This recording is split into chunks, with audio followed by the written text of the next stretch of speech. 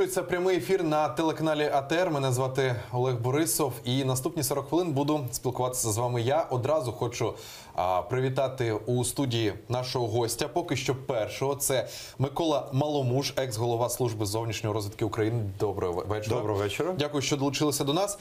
Також у заторах трошки стоїть Ігор Мазур. Це офіцер Збройних сил України, командир роти розвідувального батальйону в секторі М.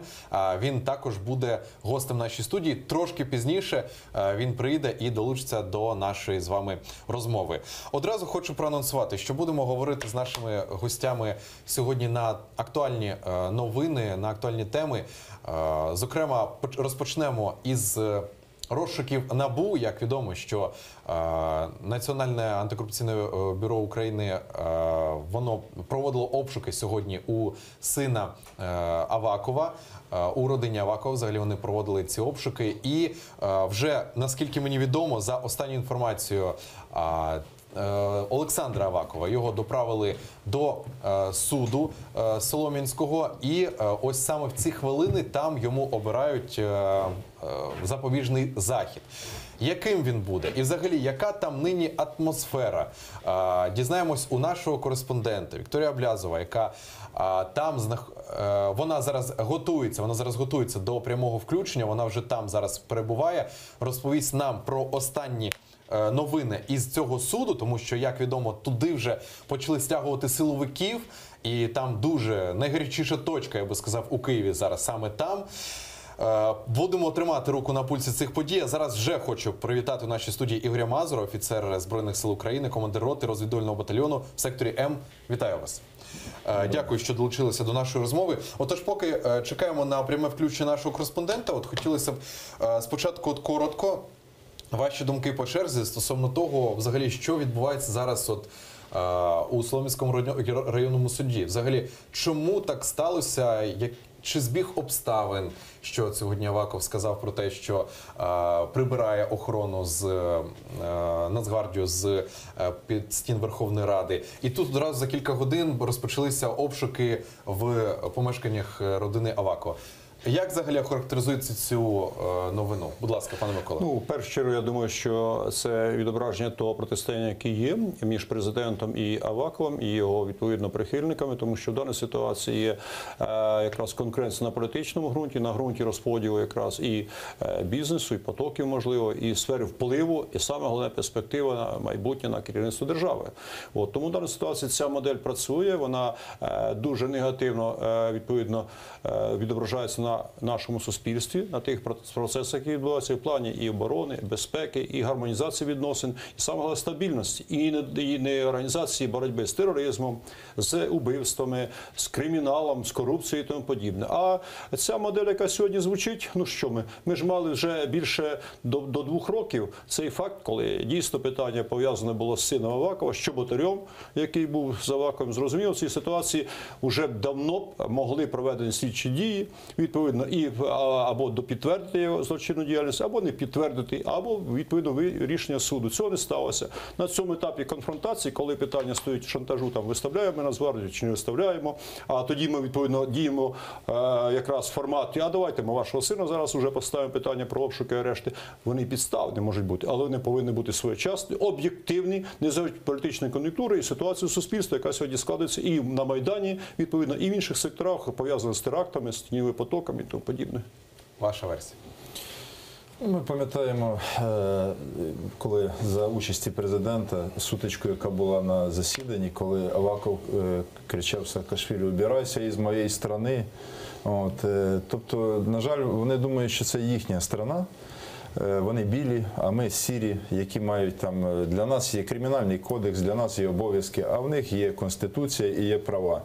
І ясно, що син білої людини, він більше прав має, ніж маємо ми, ніж ті хлопці, які зараз біля Верховної Ради прийшли, і вони стоять для того, щоб зробити Україну кращою. Ну, але Аваков їх сьогодні назвав мотлохом. От для нього це в його очах ті, хто там є хлопці, які пройшли війну. Я пройшов війну. Я на сьогоднішній день вже як офіцер запасу, але я більше року був в зоні бойових дій.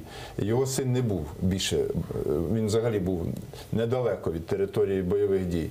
І після виборів 2014 року їх щось я не бачив вже нікого з цих дітей, ні сина Луценка, ні сина Авакова, ні сина президента на фронті вже не було. Вибори відбулися.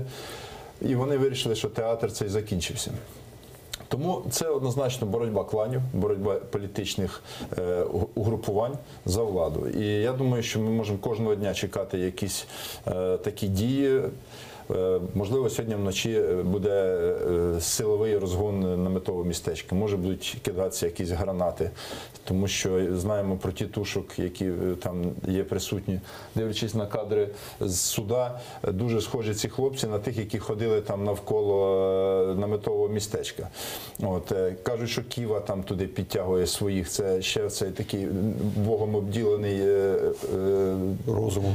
Такий, так, радник Авакова. Ну, Авакову такі потрібні, такі як Ківа, там ще є персонажі. Давайте ще повернемось до цієї теми. Маємо змогу саме зараз наживо побачити і почути нашу кореспондентку Вікторію Аблязову, яка нині перебуває у стінах зали суду.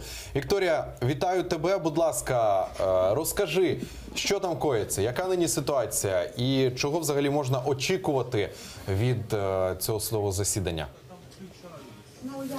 Зараз ми перебуваємо в залі біля зали суду. До цих пір матеріали справи не були подані. На реєстрацію залишилося 40 хвилин. Тож, якщо справа не буде подана, то сьогодні не будуть її розглядати.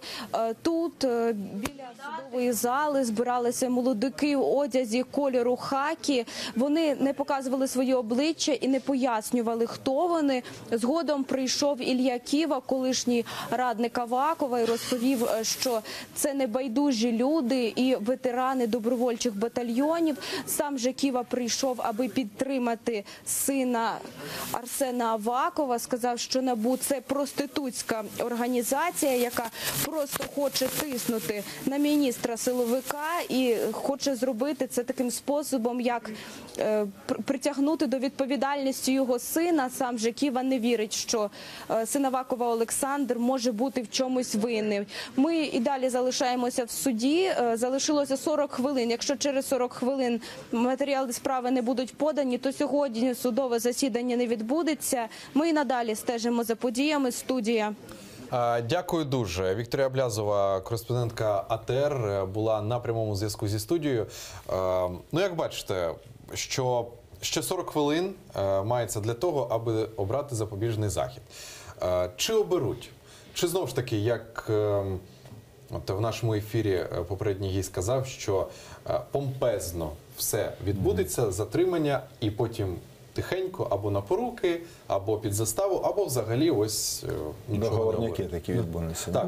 Зараз ми говоримо про те, що дійсно йдуть тіньові переговори. Ми з колегою правильно говоримо відносно того, що йде зараз відвертий тиск. От ми сина саджаємо, відповідно, змушують Авакова йти на контакт, відповідно, щоб він йшов на поступки. Зараз буде домовлено про і сфери впливу, і про розподіл влади, там, і про інші такі надзвичайно тонкі речі. От, хто яку, так сказати, займе лінію, і тоді, відповідно, можуть передати або на поруки, або, відповідно, десь там арешт домашній там, і тому подібне, не більше. Тому в даній ситуації якихось реальних арештів тут мало ймовірно, тому що це буде загрожувати якраз їм же, так сказати, і самим і президентському оточенню, і Порошенко особисто, і самому Авакову. І це якраз та модель, яка може розбалансувати ситуацію. Тим більше у Авакова вже, відповідно, є оті неофіційні воєнізоване формування, це різні формати. Є воєнізована зброя, є без зброї, є типу титушки, є типу навіть бандити, які, наприклад, маємо розборки навіть і на кримінальному рівні.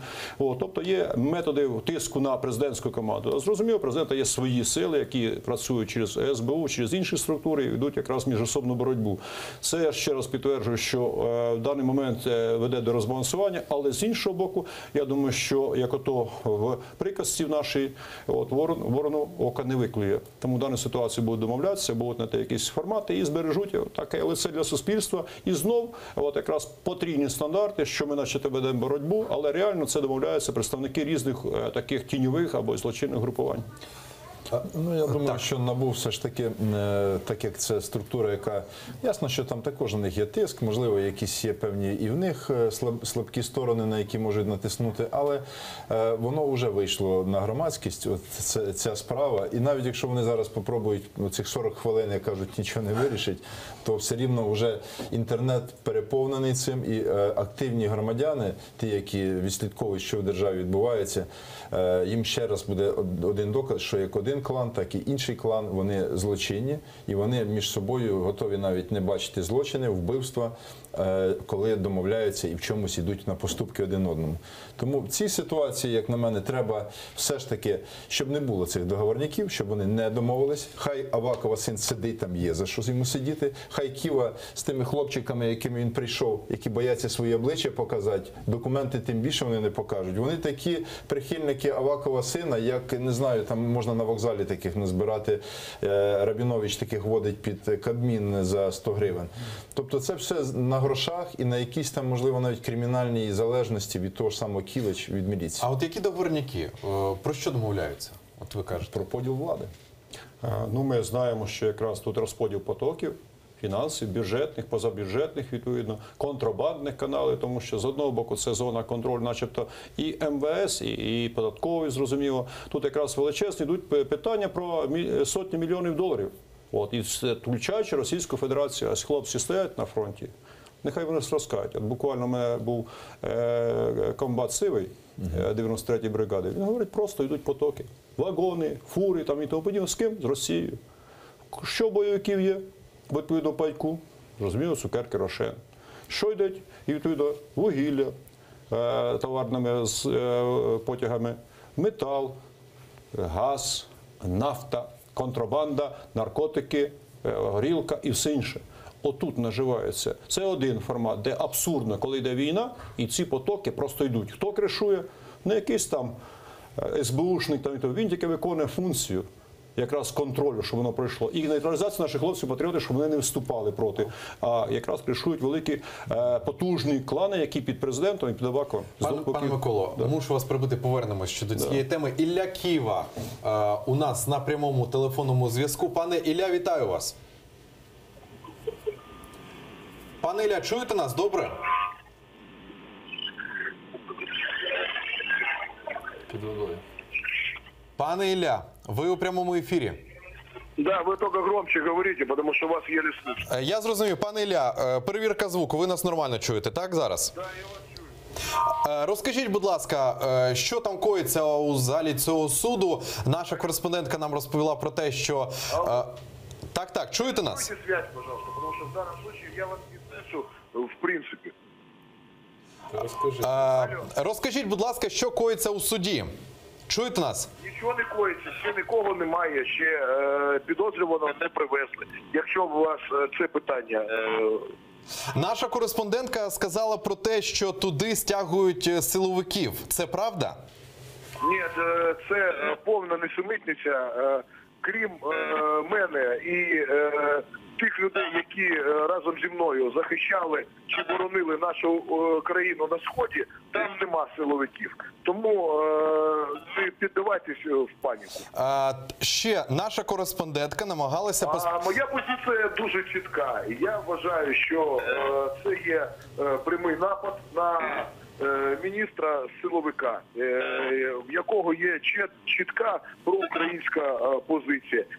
Це частина гібридної війни, яка зараз ведеться ворогом. Для дестабілізації ситуації в нашій державі. Я вважаю, що якщо нам хочуть зробити боляче, то б'ють по нашим дітям. А в даному випадку міністр силовик, і тут будь-який, це чи Полторак, чи це Аваков, але ця людина відповідає за обороноздатність нашої держави. І в даному випадку це є політичний тиск через дитину на людину, яка відповідає за кордони із нашої держави, і за внутрішню ситуацію в нашій державі. Політичний тиск на кого чи від кого, скажіть, будь ласка? Що? Ви кажете про політичний тиск. На кого? В нашій країні Україні, гібридна війна, яка ведеться в нашій країні, тіма олігархічними кланами, які були відірвані і приступні потоки, фінансові потоки були заблоковані, вони зараз і використовують такі інструментарії, як НАБУ, для контроля і для контроля над міністром-силовиком і для контроля над цією людиною. Чи можете назвати прізвища тих, хто тисне? Я вас дуже погано чую. Чи можете назвати прізвища тих, хто тисне? Ви кажете про політичний тиск. Що, в даному випадку це декілька кланів, які зараз знаходяться за межами країни. Но вони підігрують і Московії, і підігрують по дестабілізації ситуації в країні. Ілля, скажіть, будь ласка, наша кореспондентка намагалася підійти до людей в балаклавах і з ними поспілкуватися. От саме ті люди, які, за вашими словами, прийшли разом з вами підтримати у залі суду. Скажіть, будь ласка, чому ці люди не йдуть на контакти, чому вони приховують своє обличчя? Дуже продажні і провокаційні СМІ.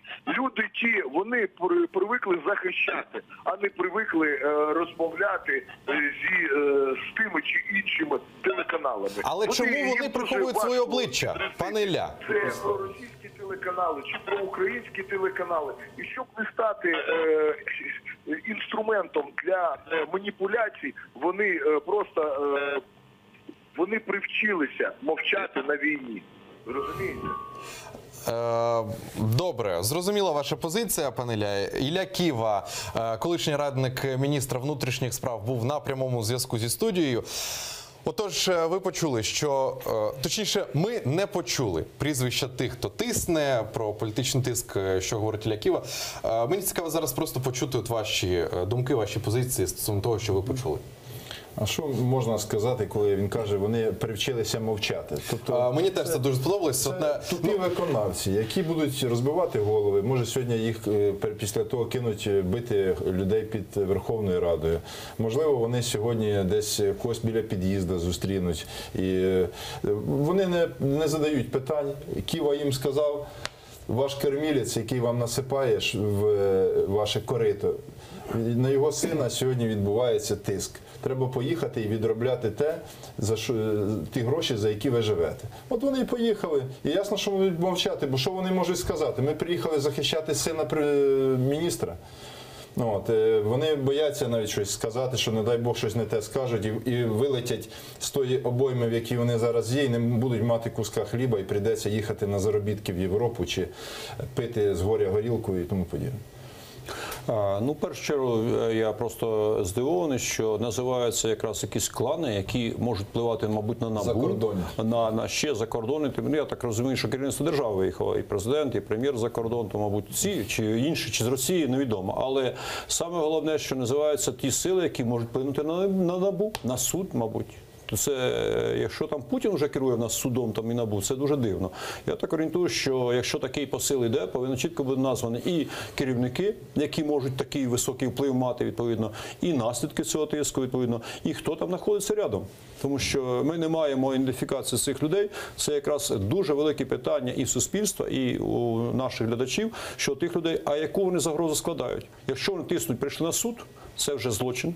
Якщо тиснуть, відповідно, на конкретних осіб, наприклад, з НАБУ, тим більше. Тобто ситуація веде до того, що йде модель десь силового, не тільки явного тиску, але формування якраз такого позиції залякування. Конкретні судові процеси, перспективи, можливо, дійсно використання їх в більш масштабних акціях і в першу чергу біля Верховної Ради, відносно активів, а пізніше ми можемо говорити і про ведення репресій. Тому в даній ситуації я хочу якраз підтримати ту позицію, що НАБУ повинен виконати свою функцію і суд повинен виконати функцію. Дуже сумнівно, що суд виконає функцію, пов'язану з визначенням якраз запобіжного заходу з арешт. Тому що суд дуже вразливий в даній ситуації. Ми не маємо ще таких потужних незалежних судів, які приймали дуже об'єктивне рішення. І з іншого боку, я вказую на те, що запізніла позиція, пов'язана із сином Авакова з Чеботарем, тому що в даній ситуації вже в суспільстві давно виникало питання, чому ці люди не притягнуті до кримінальної відповідальності. І чому це виникло тільки сьогодні? Тут ще в деякій мірі є політична складова. Не самого НАБУ. І НАБУ тільки, так сказати, отримує матеріали, вже діє згідно процесу, а якраз політичне керівництво держави, яке цей інструмент використовує. Да, в законний спосіб, але в той період, коли це вигідно для, відповідно, тиску на того ж Авакова, а за боку Авакова, коли він вже розпочав цей потужний наступ, і вже ми бачимо, що в нього вже і воєнізоване формування, і невоєнізоване формування, і, відповідно, він вже проводить акції і біля Верховної Ради вже диктує собі, знімає там Нацгвардію або ставить її там і тому подібне. Оце вже викликає в нас великі питання і правові, і суспільне питання, відповідно, і відносно того, наскільки керівництво держави адекватне в своїх діях. Так, маєте що додати? Ще буквально 2 слова. Мені цікаво, як буде сьогодні себе поліція вести під судом. Вони ж мають дивитися за правопорядком. Чи вони перевіряли документи у тих от хлопцях в балаклавах, чи не перевіряли вони в них наявність зброї, спецзасобів. Тому що якісь прийшли ніби хлопці з фронту, які чуть не були в підрозділі Киви, а ми знаємо, що Киву там з того батальйону Полтавщина хлопці виганяли і приїжджали навіть до того ж Авакова і казали, що ми цьому дауну підпорядковуватись не будемо. От цікаво, хто підпорядковується Києві? Наскільки це люди, яких на першому місці стоїть свобода слова, рівність перед законом? Чи це просто люди, які будуть за гроші виконувати будь-які накази Києва? І Авакова, відповідно, бо я так розумію, в них там така змичка між міністром внутрішніх справ і його бувшим радником. Ну, от бачу, знову ж таки, оновлення ось новин, що до Солом'янського райсуду ще не надійшли клопотання спеціалізованої антикорупційної прокуратури про обрання запобіжних заходів фігурантам справи про закупівлю рюкзаків Авакова. Це значить, торги продовжуються. 23 хвилини лишається, да? От якщо вірити словам нашої кореспондентки, 23 хвилини до взагалі закінчення цього обрання запобіжного заходу. Я так розумію, що сьогодні нічого не вирішиться. Тоді, що буде далі? Буде завтра продовження. Така ситуація. Ну, я думаю, затримання, відповідно, є. Вони мають право до 3 діб затримувати, тому в даній ситуації продовження буде завтра, я рахую, і, відповідно, буде рішення. Але за ніч може дуже багато чого змінитися. Уже тормоз спеціалізованої прокуратури, це вказано те, що вже йдуть домовленості, вже, відповідно, йде відповідний тиск. Тому що в багатьох ситуаціях дуже оперативно приймають рішення. І суди в тому числі. Швидко подають і швидко приймають рішення, що це потрібно. Якщо є відповідна проблема, вони її затягують і далі домовляються. Сергій Лещенко, народний депутат України, у нас на прямому телефонному зв'язку. Пане Сергію, вітаємо вас. Добрий вечір.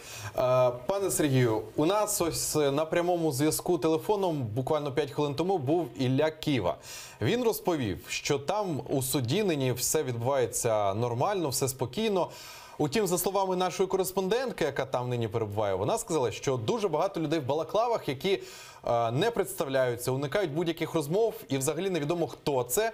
А Ілля Кива каже, що це патріоти. Це до чого? До того, що там взагалі відбувається? Як ви охарактеризуєте всю цю ситуацію, яка нині відбувається?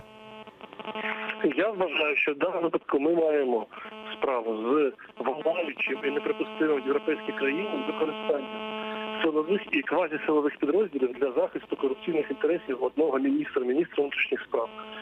Сам Аваков вимагав, щоб було поставлено крапку правоохоронним органам в справі про закупівлю цих рюкзаків, і тепер цю справу передають в суд, і він починає застосовувати всіх підлеглих йому силовиків, щоб тільки це не відбулося. Зрив обшуку в Харкові, плюс використання людей, які належні до його, скажімо так, підлеглих, або це Національна гвардія, або це Нацполіція, і під НАБУ сьогодні були помічені вони. І зараз в Солом'янському суді це все вказує на те, що Аваков поставив себе вище за закон і хоче просто уникнути відповідальності. А справа, яка розслідувалась НАБУ, вона розслідувана досить професійно, і нарешті ми можемо сказати, що не можна такого роду корупційні діяння пробачати і забувати про них. Зараз є шанс, що в цій історії буде поставлено справедливий вирок з боку відповідного судового органу. Але для цього повинно, щоб не було тиску на судові органи і на НАБУ з боку Авакова і його підлеглих. Ну, тут у засобах масової інформації, зокрема в деяких виданнях, з'явилася інформація про те, що Аваков дав команду в жодному разі не дозволити винести якісь документи у Харкові. Тобто ви можете це підтвердити, так? Да? Вони інспірували начебто повідомлення про вибухівку, і таким чином не змогли зайти співробітники НАБУ всередину. Які ваші прогнози стосовно цієї справи? Чим це може завершитись? Чи не буде це помпезно, знову ж таки, як зазвичай так відбувається? Як ви гадаєте? Перепрошую, я не почув запитання. Кажу, що які ваші прогнози стосовно цієї справи? Чим це може завершитись? Це буде, звичайно, запобіжний захід в першу чергу.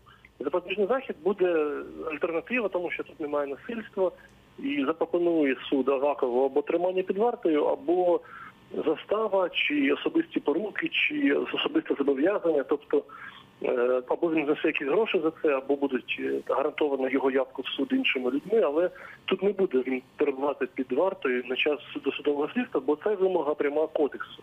За кодексом, якщо злочин не пов'язаний з насильством, він повинен відповідно триматися не в закладах попереднього ув'язнення.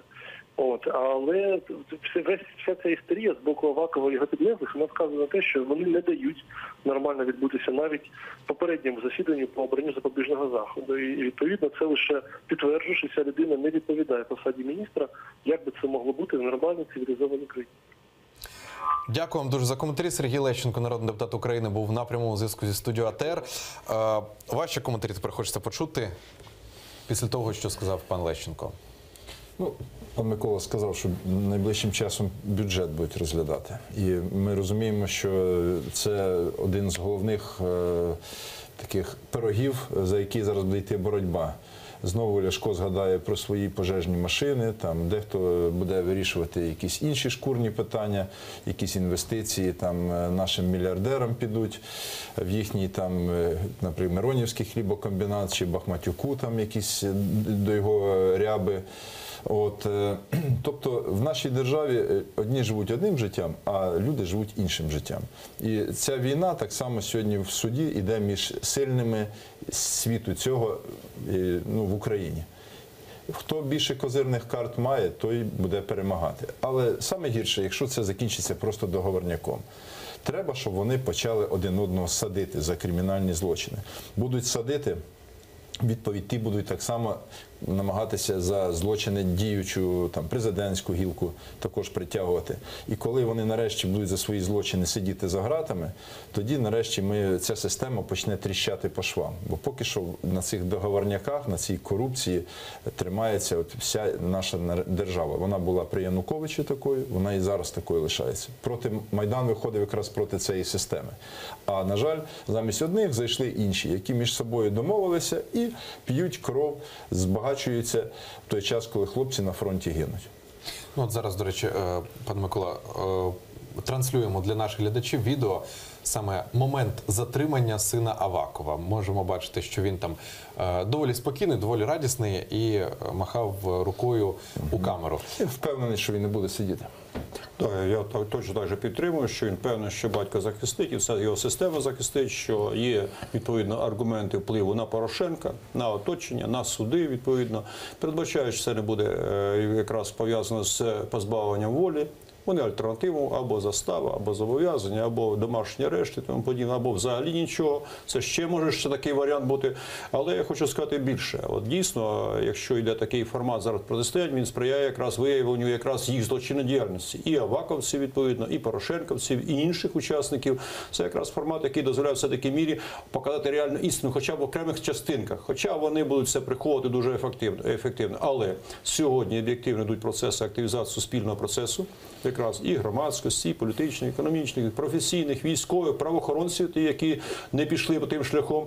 Це формат нового руху, нового мирного руху, можливо, з Майданом, без Майдану, але який приведе до того, що буде змінна влада. Тоді будуть поставлені все на місця. І команда того Порошенка, і команда Гройсмана, і команда Авакова, і інших учасників. Оце буде оновлення реально. Ми до цього об'єктивно йдемо. Прийдуть професійні, патріотичні кадри, які займуть позиції і президента, і прем'єра, і силовиків, розслідують ці всі злочини, які сьогодні приховані, і синів, там, і дочок, і кого угодно, і їх особисті, вони будуть відповідати кримінальному порядку. І перед законом, і перед людьми. Оце наша перспектива. Яка найближча? Я думаю, за півроку, рік це все станеться.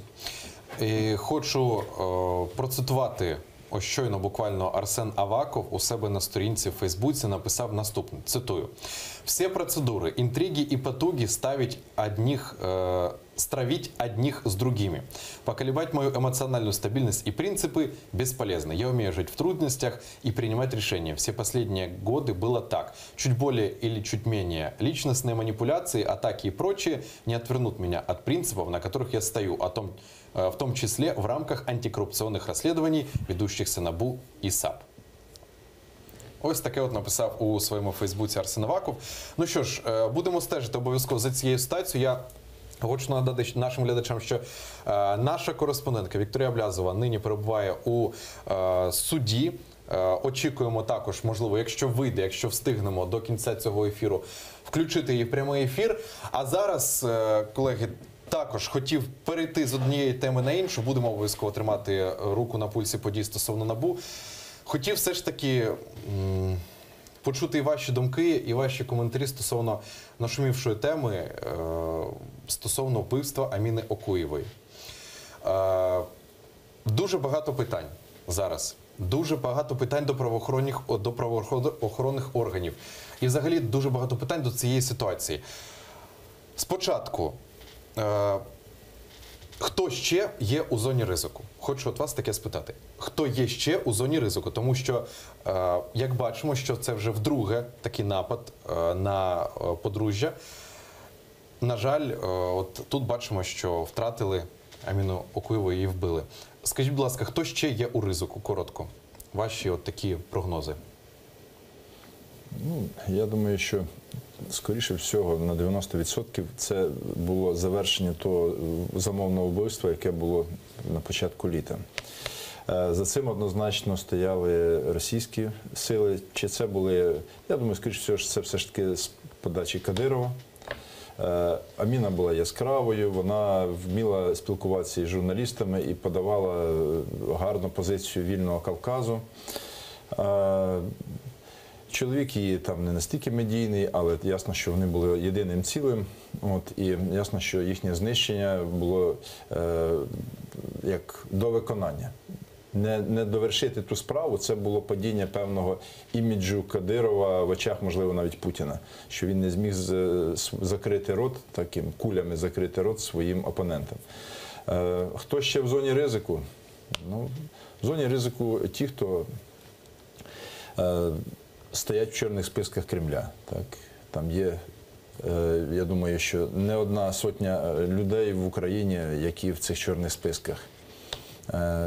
Я, як людина, яка воювала на Кавказі, в Чечні, я також в цих списках, ясно, що. Я в розшуку там, по кільком кримінальним справам з подачі ФСБ. Ну, зрозуміло, що там ці справи пишуться білими нитками, шиються, як от Микола Карпюк і Стас Клих, які отримали по 22 роки. І вони не були в Чечні. Я був в Чечні, я не заперечую цього. Я був Сашка Білого в підрозділі, але ці хлопці не були. Але їхня належність до УНА-УНСО зіграла беззаперечним фактом того, щоб їм дати по 20-22 роки. Так само в зоні цій ризику якісь яскраві командири, які навіть тоді в 14-му давали відсіч, коли з тої сторони фронту пішли російські підрозділи. В цій зоні ризику лідери політичних патріотичних організацій. Це стосується, якщо удару з боку Росії. Вони не вбивають чомусь членів депутатів від БПП, там, від Ляшка, там зацепило Мосійчука, так Мосійчук був колись в УНА-УНСО, і його могли якраз по цих включити в чорний список. Хоча там в нього були певні, ви знаєте, і корупційні, як їх там назвати, ну, моменти, що він міг мати ворогів і в певних бізнес-стосунках. Так само в зоні ризику тих, хто владі, створюють серйозні проблеми. Авакову є механізм тітушки. Я не виключаю, що це ті тітушки, які були в Маріїнському парку. Покажіть мені хоч один кримінальний процес над тітушками, там вбивали людей, забивали. Ми бачили це відео, коли там 6 чоловік якимись арматурою забивали людей на смерть. тих самих бійців Беркуту відпускають на поруки, вони потім тікають в Росію. Ми от були в цих акціях під Верховною Радою, я впізнаю бійців Беркуту, яких я знаю вже більше 10 років. Є їхні командири, які були на Майдані і виконували злочинні накази. Ну, вони зараз виконують злочинні накази Авакова. Такі люди їм потрібні, бо вони будуть залежні від своїх господарів, які там чи міністр внутрішніх справ, чи належать до іншої силової структури. Тому держава ввійшла в дуже небезпечний період. В цій ситуації навіть опозиція має діяти дуже акуратно, щоб ми, як кажуть, разом з водою не вихлюпнули дитинку з цієї посудини, бо ця дитинка – це українська держава. Щоб ми не так, як 100 років назад, в цій крові, в протистоянні з Росією, з внутрішніх чварах, щоб ми не втратили Україну. Дивіться, Антон Геращенко навів дві можливі версії нападу на Окуєву та Осмаєва. Давайте їх послухаємо. Основних версій дві – це дії російських спецслужб, убивство з метою дестабілізації громадсько-політичної ситуації, створення атмосфери терору і жаху в Україні. А друга – це дії осіб, які перебувають на території Чеченської Республіки. Це помста Адаму за те, що він пішов проти Рамзана Кадирова і його оточення. Чи можна взагалі зараз ці версії вже сприймати серйозно до того, як слідство все вирішить? Сподіваюся, що слідство вже Я думаю, дізнається. що це попередні версії. Він озвучив одні із версій, її треба розглядати обов'язково, тому що це спецслужби, це Кадиров, зрозуміло. Але тут якраз модель говорить про те, що а чому ж ми чекали? У нас вже замах уже був проти Осмаєва, Окуєвої. Відповідно, вже був затриманий. Уже замовники або мінімум організатори вже відомі. І вся модель нашої правоохоронної системи не спрацювала. Тут, щоб і слідчі, і СБУ, і поліції відпрацювала модель захисту їх, зашифровки, оперативного супроводження, фізичного супроводження, комплекси з оперативним, тому що фізично не допоможе. Але якщо це контакт із оперативним складом, з наружним спостереженням, технічною розвідкою, відповідно, з силовими структурами, наприклад, спецпідрозділами, це якраз і зашифровка їх ще, тоді да. А тому що бачимо, що вела ж наружне спостереження, передали, відповідно, на переїзд, там уже група вже стояла, яка буде, відповідно, проводити теракт, і, відповідно, це все відбулося. Тобто, елементарна система правоохоронних органів спецслужб не працює. Тому ми маємо десятки терактів, убивств сьогодні і розбірок. От якраз ця модель, про яку ми якраз говорили, коли повинні бути не ці керівники і МВС, СБУ, а професіонали високого рівня, не заангажовані ні на одну сторону, ні на Порошенка, ні на там ББП, ні на Авакова, а заінтересована на державу України, на громадянина, в першу чергу, незалежно від його статусу. А по Окуєву це, відповідно, це надзвичайно, ну, знаєте, акт такого непрофесіоналізму і невігластва. Коли вже є замовлення, коли обов'язково, як правило, всі професіонали знають, його будуть виконувати, і це не зробити на упередження, нехай вони відмовляються, це вже не їх функції, це функції спецслужб і Національної поліції їх захистити. А вони думають, та вони відмовляються, це все. От, тобто функції захисту, свої безпосередні обов'язки вони просто не виконали. І система не працює чому? Тому що ми маємо, по-перше, незахищеність і таких людей, відомих, патріотичних, і простих громадян. Ми зараз, п'ятницю ми провели зібраємо 500 представників всіх регіонів. Звернулося сотні про що?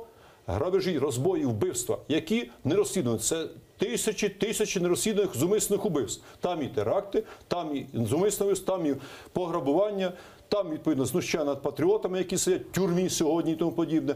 Тобто ми працюємо проти держави. Якщо підемо таким шляхом, у нас перспектив не буде. На сам кінець хочу сказати, з'явилася оперативна інформація, що прокурор Київської області Дмитро Чевізов, який займається справою вбивства Аміни Окуєвої, заявив, що замах здійснювали люди, які мають великий досвід і спеціальну підготовку. Поки що тривають експертизи, але вже точно можна сказати, що в Окуєва влучило 5 куль в різні частини тіла. Та, яка влучила в голову, виявилася смертельною. Ось таку маємо оперативну інформацію. На жаль, час нашого ефіру добігає кінця. Далі новини Заман. Після цього передаю інформаційну естафету своєму колезі Любомиру Ференцу. Я дуже дякую гостям, що були, що долучилися до нашого ефіру. Ефір на телеканалі АТR триває. Залишайтеся з нами, буде цікаво.